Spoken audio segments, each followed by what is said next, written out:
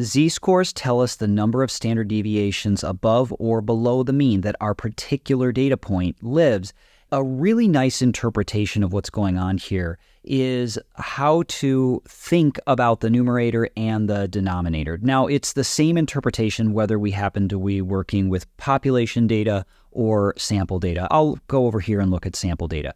X sub I minus X bar, that is the individual deviation. It's how far away my individual data point of interest lives from the sample mean. And the standard deviation is the average deviation from the mean. We're looking at all of our data and we're saying, on average, how far away from the mean does our data live? And so if your individual deviation is a lot bigger than the average, well, the absolute value of your z-score is going to be quite high.